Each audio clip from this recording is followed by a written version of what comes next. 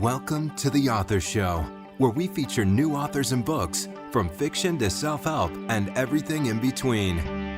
You'll find it all at theauthorshow.com. That's theauthorshow.com. And now let the show begin. Hi, this is The Author Show, and I'm your host, Linda Thompson. Now, I love a good romance, and when it involves a hero with washboard abs, so much the better. Such is the stuff of Deborah Armstrong's latest book, Boss. Deborah joins us today from Toronto, Ontario, Canada. Deborah, welcome to The Author Show. Thank you very much. Thank you for inviting me. Deborah, will you please give us a quick overview of Boss? Well, Boss is the first in a series. It's a story about two characters. I would call them star-crossed lovers. They meet for one night, have an unbelievable time, and then are separated for 5 years. When they reunite, they discover that their love for each other is still there, but there are problems in that everything about the hero goes against everything that the heroine believes in. So she has a very hard time reconciling her heart to her head. Was there something special that provided the idea for your storyline in Boss?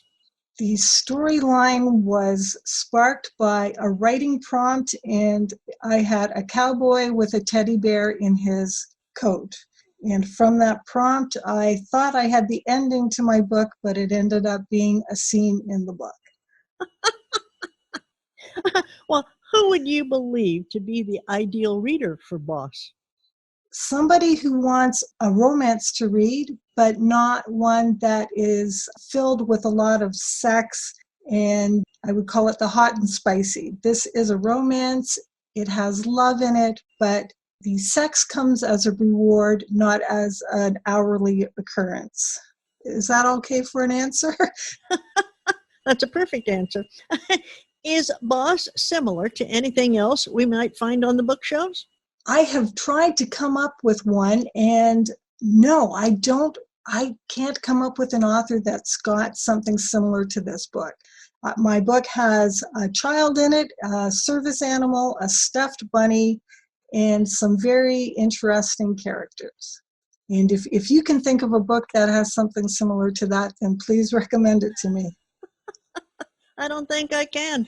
So tell me, how would you describe your style of writing? I write visually as though I'm the director of a scene. So I see everything, and I try to make the language real. I try to make their actions real, but I don't go heavy on describing the scenery. I want the characters to make the story come alive. Do your two main characters, Jules and Dane, resemble real people, or are they just imaginary? I do know some very hot-headed redheads, and that is what Dr. Jules is. She's a very fiery redhead. But other than that, no, they are not based on anyone I know. You mentioned that Boss is the first in a series. How many books do you have planned for Jules and Dane? I have at least one more, but with every book I write, I introduce a new character. So I think I could have at least 5 in this series. I think 5 is a good number. And do you have a name for your series?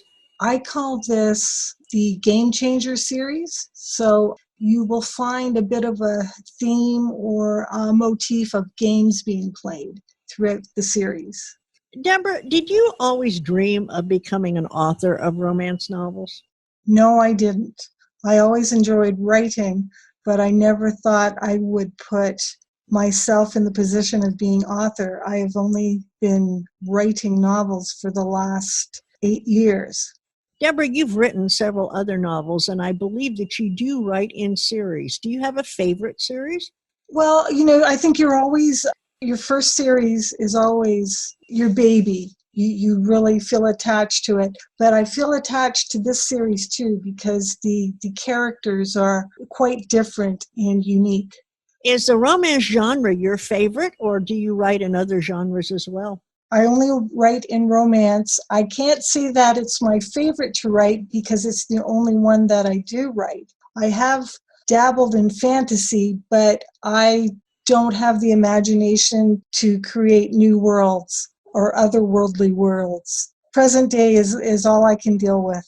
If I remember correctly in my research, Jules and Dane had been separated by some time and then they get back together again. Was it an easy reconciliation or was there some difficulties with it?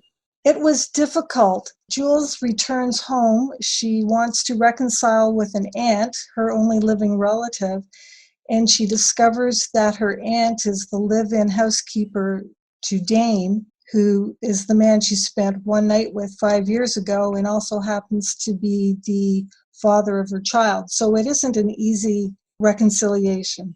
So, what's coming next for them? Can you give us a teaser about your next book? Oh, they aren't in the next book so far.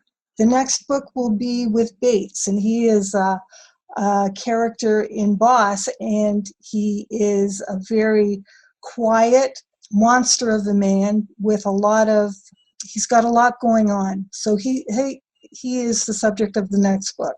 So, the Game Changer series is not necessarily all about Jules and Dane. It's about, is it a specific location or what makes it a series? What makes it as a series is the location, which is in High River, Alberta. It is a real place. It's near the Rockies, and the characters are all connected because they work together. They're friends.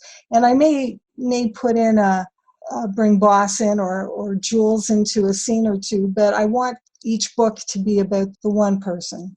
Deborah, did you include a message or a moral of the story in Boss for your readers? I think the moral is learning to agree even when you disagree. You can have your own morals, your own views on the way to live your life, but sometimes you have to be able to forgive. Just to, what is the saying, walk a mile in another person's shoes. So it's based on forgiveness, understanding, and accepting. That's a very good moral to the story. I like that. So now, will you please read a short excerpt from Boss for our listeners? Oh, thank you. I'd be happy to. Dane reached for Jules. His hands grabbed her upper arms. As he leaned into her, his nose almost touched hers. Let me remind you that when you approached me in my bar, you had no clues as to who I was or what I did. You didn't care as long as I'd pretend to be your boyfriend, so that creep would give up and leave you alone. You never once asked me what I did. You didn't care as long as you got what you wanted. Someone to keep you company, make you feel safe, and make love to you, so for once in a very long time, you wouldn't feel alone when you went to sleep. I wouldn't have stayed with you if I'd known what you did. You knew, or at least the thought crossed your mind. Do you remember me offering to take care of the creep and you asked if I was going to kill him? You asked me more than once how I would deal with him. Admit it, Red. Somewhere deep inside you, you know what kind of man I was. I never. You didn't lie to me then. Don't start now. We played a game, but don't kid yourself. We never cheated. Everything we said about ourselves was true. Every way we reacted to every other's touch, body, smile was genuine.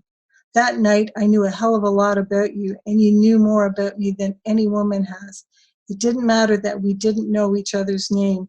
We knew each other on the inside, and that is more than most couples ever do. He kissed her. God help him, he couldn't help himself. The way she glared at him in defiance, pretending that there was nothing between them, when he knew to his very core that there was. Her denial demanded punishment of the most sensual kind. His hard mouth covered hers. He tasted red wine and the salt of her tears. Jules softened in his arms. His mouth was hard against hers. She fought against giving in to him, and yet her body betrayed her, remembering what it felt like to be held by him and to be kissed by him. Her lips parted, allowing his tongue to taste her. She heard his soft moan and answered with hers. His scent filled her, musk, man, and Scotch mixed with red wine. An unusual taste, but one that suited him and made her want more. He released her, first his mouth and then his strong hands. Dane took a step back, his gaze fixed on hers. Jules' green eyes sparkled, betraying her emotions. What do you want from me? I want my daughter, and I want you. I love that. Please tell me, Deborah, where can we learn more about you about your other books, and most of all, where can we purchase, boss? You can learn a lot more about me on my website. It's deboraharmstrong.ca. And I'm Canadian, that's why I have the .ca and not the .com. And we can buy your books directly off your site? Yes, you can order directly all of my books.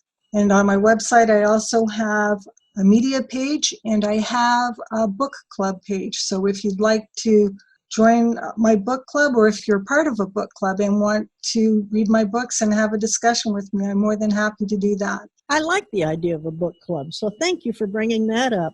We've been talking with Deborah Armstrong, author of Boss. Deborah, it's been a delight to talk with you today. Thank you for sharing Boss with us. I'm really eager to finish reading it, and I do hope that you'll come back again when you release your next book. Thank you very much, and I hope that I have the chance to do that. Sometimes what we think we want and what we know we want are two different matters. When Dane meets Jules again, his world is turned upside down, particularly when a 5-year-old is thrown into the mix.